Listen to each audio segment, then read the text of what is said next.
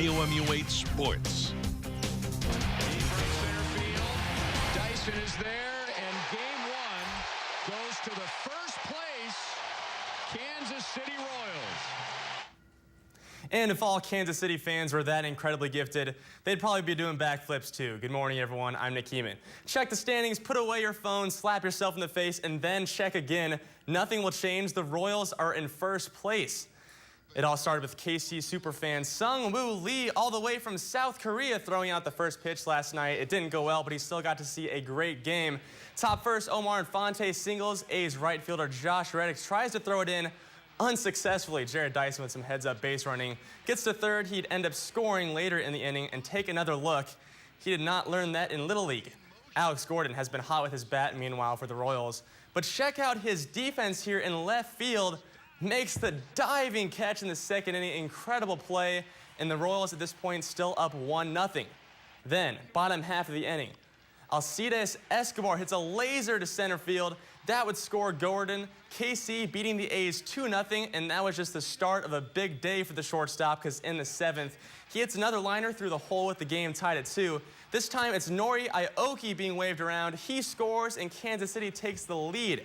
And it would be for good, but one last chance for Oakland in the ninth. But Stephen Vogt flies out to Dyson in center field, and here it is, the famous backflip. Make it 8 straight for the Royals. There's Sung-Woo Lee soaking it all in, and with the Detroit loss, the boys in blue are now in first place in the AL Central. Cards took their talents to South Beach last night to face the Marlins, and Giancarlo Stanton was on fire. Here's his first homer of the day. This one to the opposite field. The 2-run shot puts the Fish up 2-0 over St. Louis. And then this next one he hits is just ridiculous. 470-foot bomb to left center, his 13th multi-home run game of the year, and that is a Miami team record.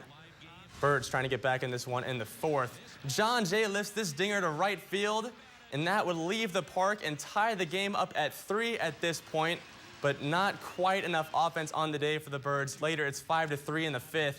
Matt Adams tries to get something going for the Cards, but Hechevarria makes the incredible play all by himself to turn 2. Check it out again. And St. Louis would go on to lose this game 6-5. They've now lost 4 of their last 6, but are still hanging on to that second wild card spot in the NL. Adam Wainwright takes the mound tonight in game 2. It's probably a good thing the Missouri Tigers football season isn't for a few more weeks, because at the moment they're a little bit hobbled.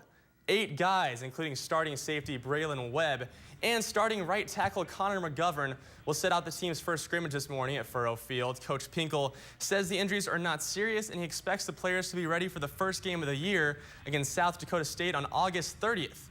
But for the time being, Pinkel might be looking for anyone to suit up in the scrimmage, maybe even some reporters. Can you guys pad up? You can help us, though. You can't help. Well, what I'm saying is the most important thing is that we can't do anything about it. It's going to happen, and we all know that. And the most important thing, we're going to work my back. So I can whine and moan and groan all I want about those problems, but we can't do anything about it. The most important thing is get young players ready to play.